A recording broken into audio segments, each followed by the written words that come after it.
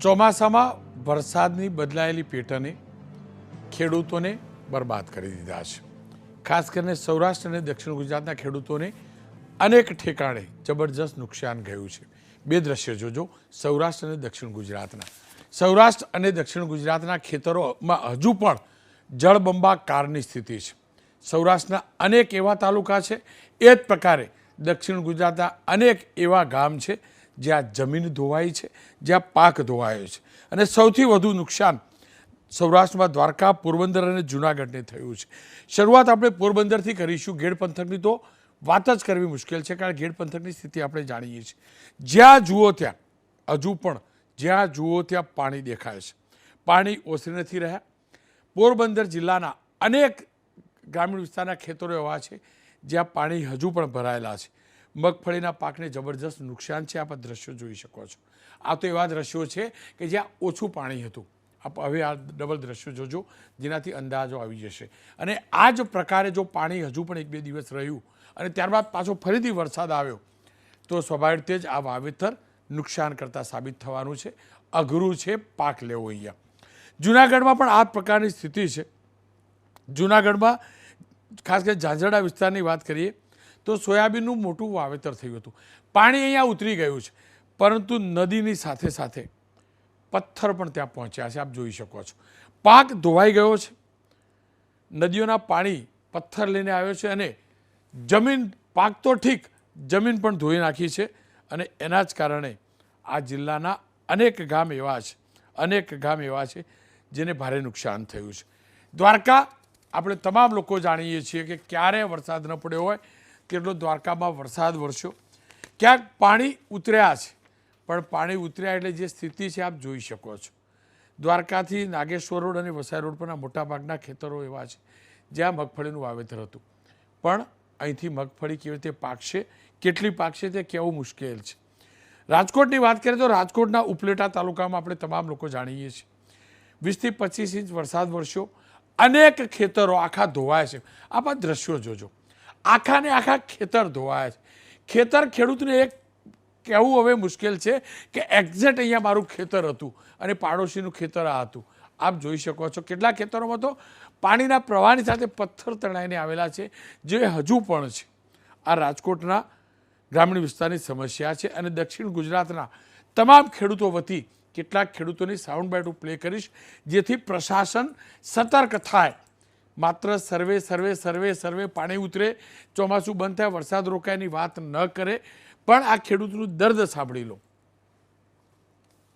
અમારા ગામની સીમમાં પાટણના ડુંગરનું પાણી બહુ આવવાથી કરાર જમીન, મેંદિયારો અને રેલાણમાં ખેતર હતા નહોતા કરી નાખ્યા છે અને હાવ મેદાન જેવા થઈ ગયા ધોવાઈને.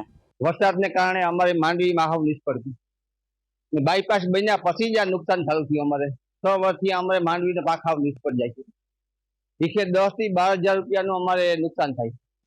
બધા પાક નિષ્ફળ જાય છે. આ વખતે તો પાક હળી ગયો છે અને ફેલ જાય. લગભગ અમારે 10 વીઘા જેવું નાના ખેડૂત છે અને બીજા કોઈને ધંધો ને અમુકને ધંધો, અમુક તો ખેતીમાંથી જ છે. અને વીઘે લગભગ 10 થી 12 હજારનો ખર્ચો આવી ગયો. આ 5 વીઘાની અંદર કેળ હતી અને જ્યારે પૂરના પાણી આવ્યા ત્યારે અહીંયા 5 થી 6 ફૂટ પાણી ભરાતા કેળમાં મોટું નુકસાન થયેલ છે. તેમજ ડુક્કરો જે પાકને નુકસાન પહોંચાડે છે માટે ફેન્સિંગ કરેલ હતું અને તમામ ફેન્સિંગ આખા ખેતરનું તૂટી ગયું છે.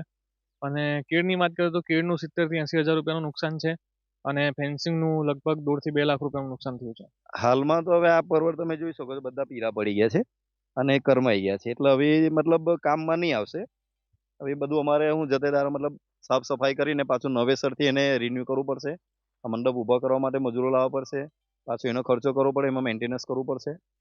ત્યારે પાછો આ મંડપ સજીવન થશે અને બીજો કંઈક પાક રોપવો પડશે. આમાં હવે મતલબ આ પાક તો નિષ્ફળ જ છે. સમજો દક્ષિણ ગુજરાતની વાત કરી લઈએ તો વલસાડ, સુરત અને નવસારી, થોડો ઘણો ભાગ ભરૂચનો પણ.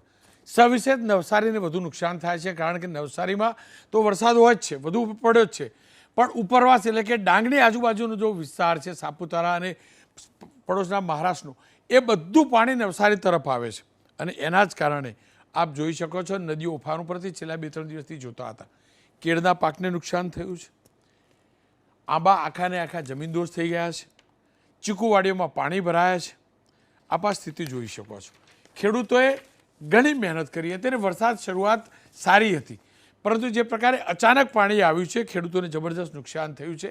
અને દક્ષિણ ગુજરાતમાં સવિશેષ બાગાયતી પાક હોય છે અને બાગાયતી પાક માટે સરકાર શું આપશે હું નથી જાણતો, પરંતુ બાગાયતી પાકને નુકસાન એટલા માટે ભારે હોય છે કે એક આંબો તૈયાર થતાં 2-1 વર્ષ થતા હોય છે અને આખો આંબો જમીનદોસ્ત થઈ જાય છે. આપ જે જોઈ શકો છો કેળાના પાકને કેટલું નુકસાન છે, કેળને કેટલું નુકસાન છે. સુરતમાં પણ આ પ્રકારની સ્થિતિ છે. સુરતના માંગરોળની અંદર પણ અને ઓલપાડ તાલુકા 2 એવા તાલુકા છે જ્યાં સવિશેષ નુકસાન છે. આપ જોઈ શકો છો ત્યાં પણ કેળ હોય કે તમામ પ્રકારના પાક એને નુકસાન થયું છે, ફેન્સિંગને નુકસાન થયું છે. અહીંયા ખેડૂતોનું દર્દ પણ આ જ પ્રકારનું છે. ખેડૂતોનું દર્દ પણ સાંભળી લો. અમે સોયાબીનની વાવ્યું છે, પણ આમાં 3 ફેરી વાવ્યું, બરોબર છે. હજી કાંઈ ઉત્પાદન થયું નથી. એવું કે આમાં ખર્ચો બહુ વધી ગયો છે. વીઘે 2000 રૂપિયાનો ખર્ચો થયો છે. 3 ફેરી વાવ્યું છે, પણ આમાંથી કોઈ રિઝલ્ટ નથી આવ્યું અમને, કે 2 વીઘા નથી કોઈ વસ્તુ. બહુ પૂર આવવાની પરિસ્થિતિના હિસાબે અમુક ગામોમાં સંપૂર્ણ પાક ડૂબી જવા અથવા નષ્ટ પામવાની પરિસ્થિતિ જણાય છે. હાલ અમારી ખેતીવાડી શાખાની સર્વેની કુલ 6 ટીમ સમગ્ર તાલુકામાં. દક્ષિણ ગુજરાત અને સૌરાષ્ટ્રની વાત કરી, પરંતુ ઘેડ પંથકની વાત કરી તો ઘેડ પંથકમાં તો જળબંબાકારની સ્થિતિ સર્જાય છે અને દર વર્ષની સમસ્યા છે. ફૂલસ્ક્રીન દ્રશ્યો પણ જોજો. ઘેડ પંથકની આજુબાજુ હજુ પણ પાણી છે અને અહીંના લોકો માટે તો જીવવું મુશ્કેલ હોય છે. આ ડ્રોનથી લેવાયેલા આપ વિડીયો જોઈ શકો છો. આ સ્થિતિ હજુ પણ ત્યાં યથાવત છે. વરસાદ ચોક્કસથી રોકાયો છે, પરંતુ નદીઓના પાણી અહીંયા જળબંબાકાર કરે છે. ખેર, આ જ મુદ્દે શક્તિસિંહ ગોહિલ કોંગ્રેસના પ્રદેશ અધ્યક્ષ છે, તેમને સરકાર પાસે માગ પણ કરી છે અને ખેડૂતોનો મુદ્દો, ઘેડ પંથક સહિત ખેડૂતોનો મુદ્દો લોકસભા માફ કરજો સંસદમાં ઉઠાવવાનો પણ દાવો કર્યો છે. આવો સાંભળી લઈએ શક્તિસિંહ ગોહિલે શું કહ્યું. કેટલાક વિસ્તારો વરસાદ થવાના કારણે ખૂબ મોટી મુશ્કેલીમાં મુકાયા છે. મેં દેશની પાર્લામેન્ટમાં, સંસદના, રાજ્યસભામાં ગુજરાતમાં જે વરસાદના કારણે લોકોને મુશ્કેલી ઊભી થઈ છે, ખેડૂતોને મુશ્કેલી થઈ છે, નાના વેપારીઓને થઈ છે, મજદૂર રોજનું રોજ કમાનારાને થઈ છે, આ બધાના મુદ્દામાં સંસદમાં ગુજરાતનો અવાજ ઉઠે એટલા માટે 0 અવર્સની નોટિસ આપી છે.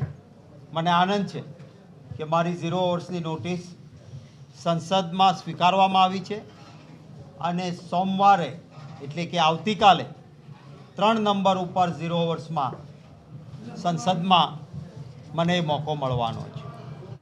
ખેર, રાજ્ય સરકારે પણ ખેડૂતોને વચન આપ્યું છે અને ખુદ રાઘવજીભાઈ પટેલ કૃષિ મંત્રી તે ઘેડ વિસ્તારની મુલાકાત પણ લઈ આવ્યા છે. દ્રશ્યો પણ જોજો. ઘેડ વિસ્તારમાં ખુદ ગયા હતા અને ખુદ ખેડૂત પુત્ર પણ છે અને સહકારી ખેડૂતોની સહકારી મંડળીઓ સાથે જોડાયેલા પણ છે. ખેતીને સારી રીતે જાણે છે. ત્યારે સ્વાભાવિક રીતે જ આપણને તમામને અપેક્ષા હોય કે ખેડૂતને સહાય જે પણ મળે તે સત્વરે મળે અને એ સારી રીતે મળે. માત્ર અધિકારીઓ જે પ્રકારે સર્વે અને જે સરકારી સિસ્ટમ છે, જે હું વારંવાર કહું છું, એ જ પ્રકારે મળશે તો ઊંટના મોઢામાં જીરા સમાન હશે. ઊંટના મોઢામાં જીરા સમાન હશે. એ સહાયનાથી ખેડૂતના પેટમાં કશું નહીં જાય. કારણ કે ખેડૂતને ચોક્કસ અમુક જ ખેડૂતોને જબરજસ્ત નુકસાન છે અને એ સમજવું જરૂરી છે. એટલે જ એની પેટર્ન સહાય ચૂકવવાની અને સહાય માટેના સર્વેની પેટર્ન બદલવી જરૂરી છે. માધુભાઈ ધોરાજી અમારી સાથે જોડાયા છે, નિવૃત્ત સંયુક્ત ખેતી નિયામક છે. ધોરાજીયા સાહેબ, આપ જ્યારે આ વિભાગમાં હતા ત્યારે આટલો બધો અનઇવન વરસાદ નહોતો. એ વખતે પણ નુકસાન સહાય ચૂકવાતી હતી અને હજુ પણ એ જ ધારાધોરણ પ્રમાણે, એ જ પ્રમાણે સર્વે થાય, એ જ પ્રમાણે સહાય ચૂકવાય. આપ શું માનો છો? કયા પ્રકારના બદલાવ કરવા સર્વેમાં અને સહાયની ચૂકવણીમાં જરૂરી છે? રોનકભાઈ, ખરેખર જે આપણું જે પરિવર્તન આવતું જાય છે એમાં દરેક પદ્ધતિમાં પણ પરિવર્તન આપણે લાવવું જરૂરી છે. પહેલાં જે સર્વે માટે છે કે ખેતર ટુ ખેતર એ જઈને ગ્રામ સેવકે સર્વે કરતા હતા, પણ હાલ અત્યારે ખાસ આપણી પાસે એટલી બધી સિસ્ટમ અત્યારે અપડેટ આપણી થઈ ગયેલી છે કે ડ્રોન સિસ્ટમ છે, હેલિકોપ્ટર સિસ્ટમ છે, ઇન્સેટ સર્વે છે, આ ઇન્સેટ સર્વે છે, આ દરેક પ્રકારના સર્વે આપણે તાત્કાલિક ઇમિડિયેટલી આપણે સર્વે કરાવી અને ખેડૂતોને રાહત આપણે એ આપી શકીએ છીએ. પણ આ સાથે સાથે મારે એક પણ વધારે પણ એક કહેવાનું છે કે અત્યારે ખાલી આપણે ખેડૂતોને આપણે તાત્કાલિક અત્યારે બિયારણ અને ખાતર એ આપણે વાવેતર માટે આપણે એની સહાય એ આપણે ચાલુ કરી દઈએ કે જેથી કરી જેવું પાણી ઉતરે એટલે તરત જ ખેડૂતો એ વાવેતર એ ચાલુ કરી શકે. રિફ્લેક્ટ આવશે, અવાજ આવશે. જી જી. એ વધારામાં આ સાથે સાથે આ એક બીજું પણ એ થઈ શકે, કારણ કે અત્યારે ખાસ આપણે જમીન ધોવાણ માટે એ આપણે જે સહાય આપતા હતા એ ધોવાણ માટેનું જીએલડીસી આપણે બંધ કરી દીધું અને જમીન ધોવાણ માટે એ ખેડૂતો એ અત્યારે એની સહાયથી આપણે વંચિત છે. એટલે આના માટે પણ એક વિશેષ અત્યારે સુવિધા ઊભી કરવી ખાસ જરૂરી છે કે જમીન જે લોકોને જમીન ધોવાણ થયેલ છે એને તાત્કાલિક એ જમીન ધોવાણ માટેની વ્યવસ્થા ઊભી કરવા આપવામાં આવે, એને સહાય પૂરતી સહાય આપવામાં આવે કે જેથી કરી એ ખેડૂત એ પગભર એ થઈ શકે. એટલે આ એક વિશેષ એક જમીન ધોવાણ માટે પણ મુદ્દો ધ્યાનમાં લેવાની જરૂર છે. બીજું બાગાયત પાક માટે, તો બાગાયત પાક માટે ખાસ કરીને અત્યારે જે કેળાનો પાક છે તો કેળાનો પાક અત્યારે શ્રાવણ માસની અંદર અત્યારે વધારે હાર્વેસ્ટિંગ ટાઈમ ઉપર હતો, કટિંગ ઉપર હતું ત્યારે આ નુકસાન થયેલું છે. ત્યારે આ નુકસાન કેળાના પાકને એ ખરેખર એ ભરપાઈ થઈ શકે તેવું નથી. એટલે વહેલામાં વહેલી તકે એ ખેડૂતોને એ આ બાગાયત પાક માટે વિચારણા કરી અને બાગાયત પાક માટે એ સહાય વધારે એ ચૂકવવી જોઈએ કે જેથી કરી ખેડૂતને એ થોડી એ રાહત રહી શકે. બાકી સર્વે માટે આ માનવબળ અત્યારે ખેડૂતો ડિપાર્ટમેન્ટ પાસે માણસો નથી, ત્યારે એ સર્વે કઈ રીતે કરશે અને કેવી રીતે એ સહાય ચૂકવશે એ પણ એક પ્રશ્ન છે. એટલે વહેલામાં વહેલી તકે એ સરકારશ્રીને વિનંતી કે હેલિકોપ્ટરનો ઉપયોગ છે સર્વે માટે અને ડ્રોનનો ઉપયોગ છે અને ઇન્સેટનો ઉપયોગ છે, આ દરેકના એ ઉપયોગથી અત્યારે ખેડૂતોને એ વહેલી તકે સર્વે કરી અને સહાય એ ચૂકવાય તો એ ખાસ જરૂર છે. કારણ કે ગ્રામસેવકોની જગ્યાઓ પણ ખાલી છે. જીએલડીસીની જગ્યા જીએલડીસીનો સ્ટાફ ઉપયોગ કરતા એ પણ જીએલડીસી બંધ કરી દીધું. એટલે ટોટલી અત્યારે માનવબળ એ અત્યારે એમ કહી શકે કે એ બિલકુલ નથી. એટલે આ આધુનિક સિસ્ટમનો ઉપયોગ એ ખાસ એ કરવું જરૂર છે. બીજા નંબરમાં રાઘવજીભાઈએ કીધું કે આ ઘેડ પંથકની અંદર એ વિચારણા કરવી છે. હું 2007ની અંદર જે આ પોરબંદર વિસ્તાર હતો ત્યારે ઘેડ પંથકમાં પણ આ જ પ્રોબ્લેમ હતો. એટલે અત્યારે 2007થી તે 2024 સુધી આ ઘણા વર્ષો નિકાલ થઈ વર્ષો વીતી ગયા.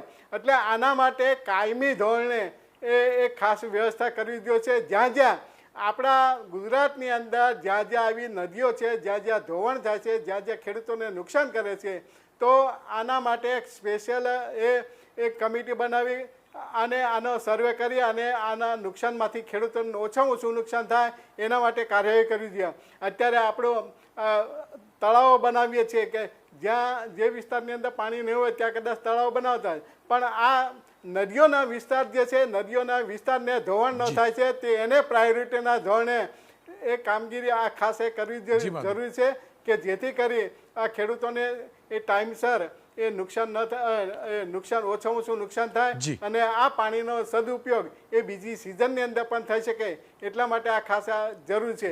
અને બીજું ખાસ કરીને જે અત્યારે હાઈવે બંધાઈ રહ્યા છે, એક્સપ્રેસ હાઈવે બંધાઈ રહ્યા છે, એના માટે પણ વિચારણા કરવી જરૂર છે. કારણ કે મહુવાથી છેક આપણે તારાપુર સુધી જોઈએ તો એ વિસ્તારમાં પણ અત્યારે એક્સપ્રેસ હાઈવે ઊંચાઈઓ બંધાઈ રહ્યો છે. ત્યારે આ વિસ્તારની અંદર આ વર્ષે એકાદ બે વર્ષની અંદર પણ પાણીના પ્રોબ્લેમ થવાની શક્યતાઓ રહેલી છે.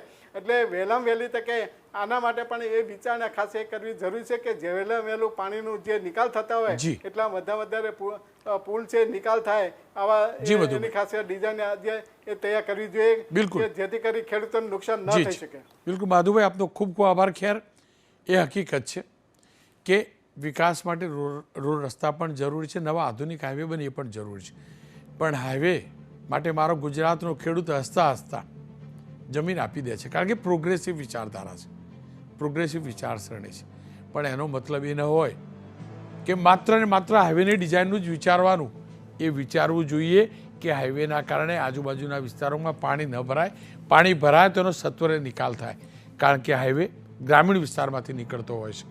ગ્રામીણ વિસ્તારમાં ખેતીને નુકસાન ન થાય એ પ્રકારે હાઈવે ડિઝાઇન થાય એ પણ જરૂરી છે. અને જ્યાં જ્યાં એ પ્રકારના રોડ, એ પ્રકારે નદી અથવા એ પ્રકારે હાઈવે કે નાળાના કારણે નુકસાન થયું છે, ત્યાં ખાસ કેસની અંદર મારા ખેડૂતને જે પણ સરકારી નિયમો જે બનેલા હોય એ ખાસ કેસમાં હું એટલે કહું છું કે આપણે બનાવેલું છે એના કારણે નુકસાન થયું છે એ વિચારીને નુકસાનની સહાય નહીં પણ એ વળતર ચૂકવવું જરૂરી છે.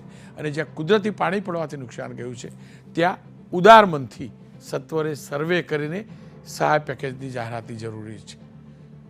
અને રહી વાત ગેડ વિસ્તારની, દર વખતે રકાબી ઊંધી રકાબી સવળી રકાબી આવું ના હોય. મારું ગેડ ડૂબી રહ્યું છે. કેટલાક લોકો એમ કહે છે કે ત્યાંના લોકો ખુશ હોય છે, ટેવાયેલા છે. કોઈ ટેવાયેલું ના હોય ભાઈ, મજબૂરી છે. મારાના તમારા જેવા એ લોકો સ્વાર્થી નથી કે ગામ છોડીને શહેરમાં આવે છે, અને એમની ભૂલ નથી. ભૂમિ માટે લાગણી હોય ને એમની ભૂલ નથી. ગેડ પંથકને બચાવો એ આપણી તમામની સંયુક્ત જવાબદારી છે. એ કેન્દ્ર સરકાર હોય, રાજ્ય સરકાર હોય કે સ્થાનિક લોકલ બોડી હોય, તમામે મળીને સત્વરે ગેડ પંથકને ડૂબતો બચાવવો જરૂરી છે. અને નહીં બચાવી શકીએ ને તો આપણે કહેવાનો અધિકાર નથી કે ગામને ગોકુળિયું કરવાનો આપણે પ્રયાસ કર્યો છે. નથી કર્યો. ગેડ પણ ખાલી થઈ જશે. ગુજરાતના ગામડા ખાલી થયા છે. એટલે જ કહું છું, ગેડ પંથક માટે સરકાર સત્વરે વિચારે.